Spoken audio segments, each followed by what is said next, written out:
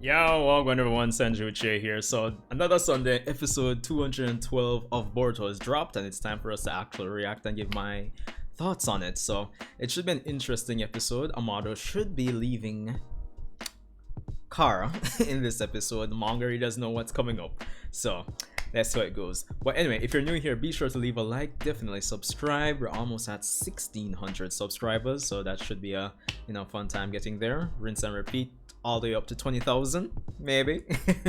I hope you guys are having an awesome day. Let's see what episode 212 of Boruto has to offer. All right, let's go.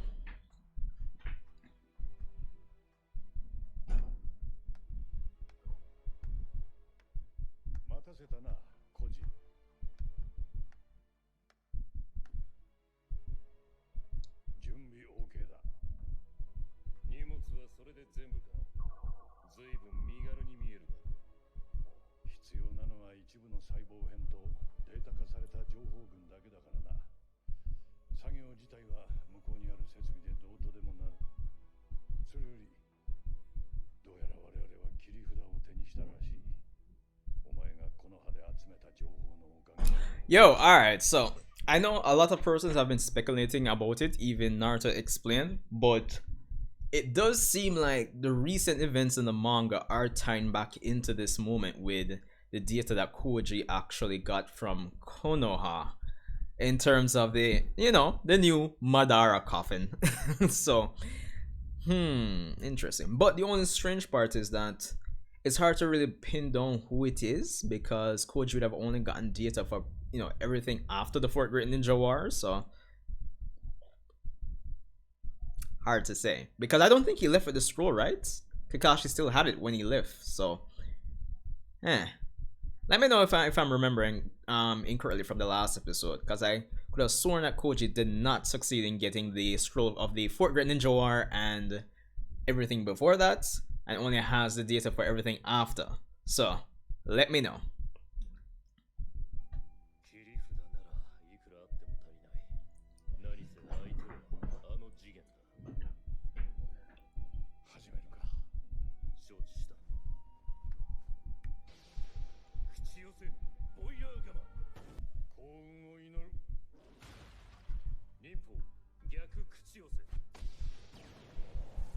I wonder if we'll ever get Delta back. Should be fun. It'd be funny if Delta was actually the person in the sixth coffin. Would be fun to see her work with Naruto and company.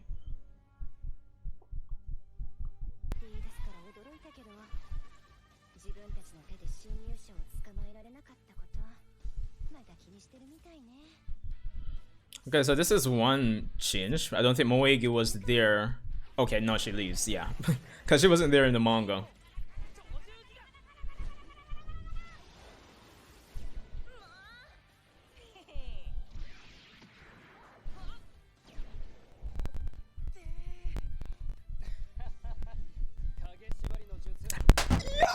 Let's go! Time!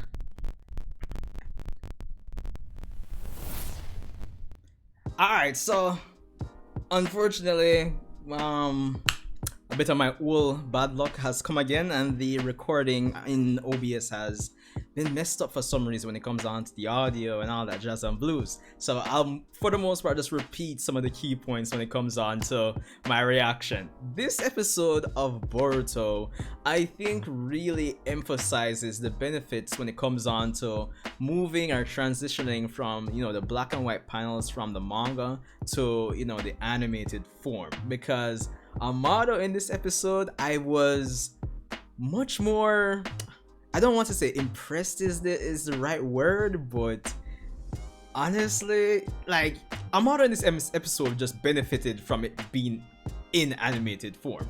But let's start from the beginning. So we have Amado and Kashin Koji coming off the heels of last episode, who have decided to finally make their move and leave Kara, which obviously, based on this episode, entails Amado going to the Leaf and Kashin Koji making use of the fact that Jigen isn't at 100% to actually strike him down.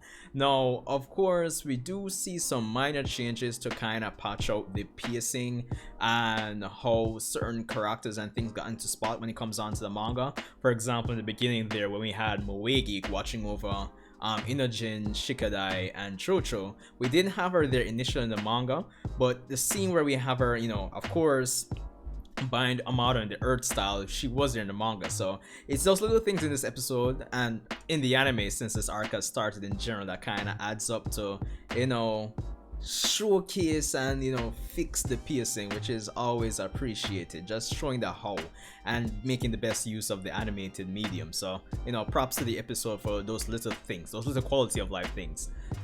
So yeah, Amado in this episode, Manala, he really benefited from, you know, this set of events transitioning from the manga to the episode format, because really when it comes on to like the expressions on his face and just the smug smirk confident look like I'm in control of the situation, the anime really took advantage of the medium and kind of really showcased that to us, the audience, and it was overall just really funny to me, if I'm being quite honest, because like I'm looking at this man when he's in the Earth style, I'm looking at this man when he's in the room with Shikamaru and Naruto and they're trying to but you know, I just have this smug look, and I live for it. Amado, thanks to the anime, like we did kind of rate him before based on how he moves in the manga with the mystery, but you know, the anime, these little additions kind of feel like they kind of flesh out his personality more compared to the manga. So I really appreciate that when it comes on to this episode. So that was definitely fun to see. I'm loving those little quality of life things, man. But not like, so props to the studio for that in terms of how they executed. Now, of course, yeah, do I really have to talk about Delta? I mean, Delta is Delta. She got shut off, so there's that.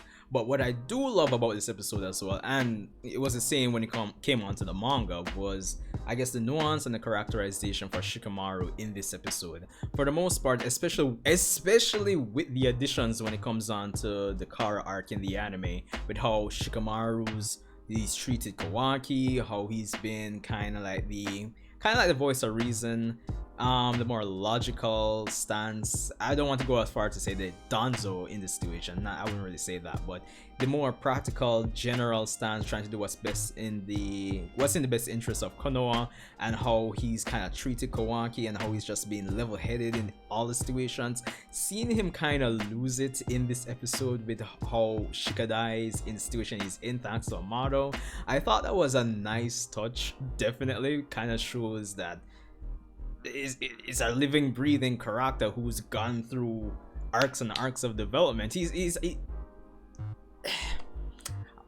relatability and just giving you the vibe like this is still a real person. He's not some robot that's just going against everything that Naruto is saying. And not that he does that, but you know what I mean. So it kind of just humanizes Shikamaru in this situation is what I'm saying, and kind of shows the nuance in his character. So that definitely elevated the episode for me as well. So there's that. Of course, when it comes on to moving the plot along with Amado about to, you know, give us a whole exposition when it comes on to Jigen, Kara, the Ten Tails, and the Otsutsuki. Of course, that gives anime only something to really sink their teeth into and look forward to.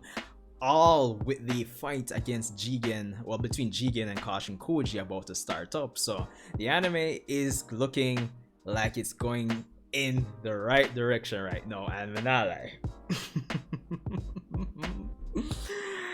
I haven't looked at the preview just yet, but I am looking forward to next week's episode. I am hoping next week I don't have a problem with OBS. I don't know, I think it's when because I've had my computer running for a while now. I haven't shut it off in probably 2 days.